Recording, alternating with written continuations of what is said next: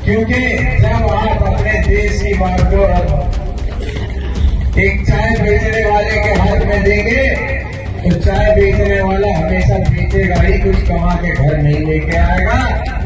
उसी तरीके से आज हमारा रेलवे बेचा जा रहा है, ट्रेनें बेचे जा रहे हैं।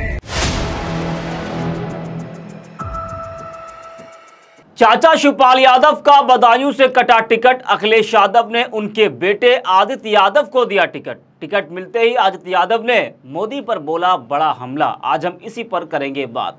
नमस्कार, 4 PM में आप सभी का स्वागत है। आदित्य यादव जो इस वक्त चर्चा में है, बदायूं से उनके पिता शिवपाल यादव को सपा ने प्रत्याशी तो बनाया था, लेकिन उनकी जगह अब अखिलेश यादव ने आदित्य यादव को प्रत्याशी बनाया है, जिसकी चर्चा पहले से थी कि शिवपाल की जगह आदित्य यादव को ही प्रत्याशी बनाया जाएगा, क्योंकि शिवपाल यादव ने अपने कदम पीछे कर लिए थे और वो बेटे को प्रत्याशी बनाने के लिए जोर लगा रहे थे। हाल ही में शिवपाल यादव का बयान आया था, जिसमें उन्होंने कहा था कि जनता चाहती कि आदित्य यादव चुनाव लड़ें। उन्होंने ये भी कहा था कि चाहे वो लड़े या फिर आदित्य यादव, बात तो एक ही है। उसके बाद से आदित्य यादव लगातार चर्चाओं में थे और वो बदायूं में तेजी से प्रचार भी कर रहे थे, जिसको देखते हुए ये तो अंदाजा लग ही गया था कि अब आदित्य यादव ही बदायूं से सपा के प्रत्याशी होंगे। इस तरह से उनकी सक्रियता नजर आ रही थी। बदायूं में गली गली जाकर वो प्रचार कर रहे थे, तो उस वक्त लोगों ने ये तो अंदाजा लगा लिया था कि अब शिवपाल की जगह आदित्य यादव को अखिलेश यादव बदायूं से प्रत्याशी बनाएंगे, जिस पर अखिलेश यादव को मुहर लगानी थी और वो मुहर उन्होंने लंबे विचार के बाद अब लगा दी है। हालांकि अखिलेश यादव को ये तय करने में एक लंबा समय लगा, क्योंकि उनके सामने समाजवादी पार्टी के एक दिग्गज नेता शिवपाल यादव थे, जो कि बदायूं से पहले चुनावी मैदान में थे। तो एक बड़ा चेहरा थे वो बदायूं से, लेकिन जब वो खुद नहीं लड़ना चाहते थे वहां पर, तो फिर अखिलेश यादव को मजबूरन उनके बेटे आदित्य यादव को उतारना पड़ा। वही आदित्य यादव का एक वीडियो तेजी से वायरल हो रहा है, जिसमें वो पीएम नरेंद्र मोदी पर बड़ा हमला बोलते हुए नजर आ रहे हैं। लोकसभा चुनाव को लेकर सभी दलों के नेताओं का एक दूसरे के ऊपर आरोप प्रत्यारोप लगातार जारी है। इसी बीच आदित्य यादव का एक वीडियो सामने आया है, जिसमें वो कह रहे हैं कि अगर आप देश की बागडोर चाय बेचने वाले को दोगे तो बेचने वाला बेचेगा ही, कमा कर नहीं लाएगा। इसके साथ ही आदित्य यादव ने बीजेपी पर भी जमकर हमला बोला। बता दें कि संभल के गुन्नौर विधानसभा में चुनावी सभा में आदित्य यादव ने कहा कि विपक्षी पार्टियां करो या मरो की स्थिति में हैं। अगर बीजेपी ने लोकसभा चुनाव में जीत दर्ज कर ली तो बाबा साहेब के बनाए हुए संविधान को भी खत्म करने की कोशिश होगी। आदित्य यादव ने कहा कि रेलवे से लेकर एयरपोर्ट तक बेचा जा रहा है। जब आप अपने देश की बागडोर चाय बेचने वालों के हाथ में दोगे तो चाय बेचने वाला बेचेगा ही, कमाकर घर नहीं लाएगा। जी हाँ, सरकार को सीधा फायदा देने वाली संस्थाओं को बेचा जा रहा है। देश की धरोहर गिरवी रख दी गई है। किसान से लेकर नौजवान, भारत देश का हर व्यक्ति कर्ज में है। देश तानाशाही की तरफ जा रहा है। सपा ने कभी जनता का साथ नहीं छोड़ा है। जब जब सपा की सरकार बनी, उस समय किसानों के हित में नेताजी ने काम किया। वही आदित्य यादव का यह बयान चाय बेचने वालों के अपमान से भी जोड़कर देखा जा रहा है।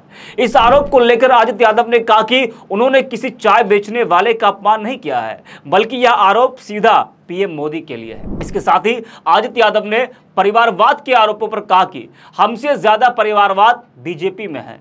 क्या कुछ कहा है आदित्य यादव ने, वो आपको सुनाते हैं। जरा आप भी सुनिए कि आदित्य यादव किस तरीके से पीएम नरेंद्र मोदी पर हमलावर है। जरा आप भी वो बयान सुनिए। क्योंकि जब आप अपने देश की बागडोर एक चाय बेचने वाले के हाथ में देंगे तो चाय बेचने वाला हमेशा बेचेगा ही, कुछ कमा के घर नहीं लेके आएगा। इसी तरीके से आज हमारा रेलवे बेचा जा रहा है, ट्रेनें बेचे जा रहे हैं, एयरपोर्ट बेचे जा रहे हैं। बड़ी बड़ी वो संस्थाएं जो सरकार को सीधा फायदा देती थी, आज उन सबको निजी हाथों में बेचने का काम हो रहा है।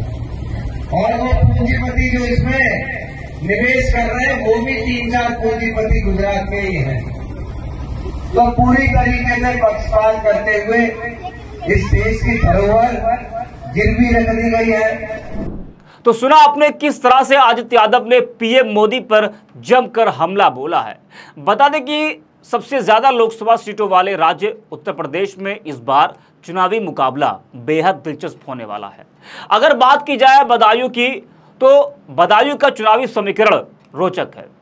अखिलेश यादव ने पहले धर्मेंद्र यादव को यहां से टिकट दिया था, फिर उनका टिकट काटकर शिवपाल यादव को टिकट दिया गया, लेकिन शिवपाल यादव खुद नहीं लड़ना चाहते थे, बल्कि अपने बेटे आदित्य यादव को लड़ाना चाहते थे, जिसको लेकर वो जोर लगा रहे थे। और एक कार्यक्रम में कार्यकर्ताओं ने आदित्य यादव के नाम की मुहर भी लगाई थी और अखिलेश यादव के पास आदित्य यादव का नाम भेजा था कि उनको बदायूं से प्रत्याशी बनाया जाए, जिसके बाद लगातार चाचा शिवपाल यादव बेटे को टिकट दिलाने के लिए अखिलेश यादव से बात कर रहे थे, जिसके बाद अब अखिलेश यादव ने आदित्य यादव के नाम की मुहर लगा दी है।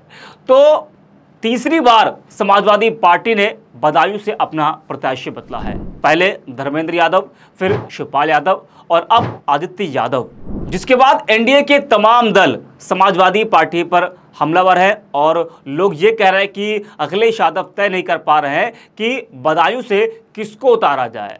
आपने हाल ही में एक बयान सुना होगा मुख्यमंत्री योगी आदित्यनाथ का, जब वो एक चुनावी सभा में संबोधित कर रहे थे, तो उन्होंने कहा था कि समाजवादी पार्टी बड़ी कंफ्यूज है और जब से दुर्विजय सिंह शाक्य को भाजपा ने बदायूं से प्रत्याशी बनाया है, तब से सपा के प्रत्याशी भाग रहे हैं और वो लोग डर रहे हैं।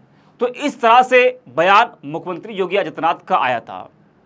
तो तीसरी बार समाजवादी पार्टी ने बदायूं से अपना प्रत्याशी बदला है। आदित्य यादव के लिए एक बड़ी चुनौती होगी, क्योंकि उनके सामने है बीजेपी के दुर्विजय सिंह शाक्य और उनका ये पहला लोकसभा चुनाव है।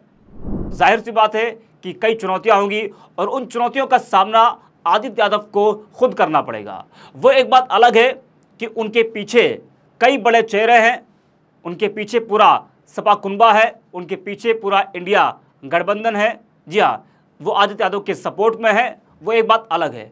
लेकिन आदित्य यादव के लिए चुनौतियां होंगी, पहला चुनाव है और ये चुनाव उनके लिए बहुत कुछ उनको सिखाएगा भी।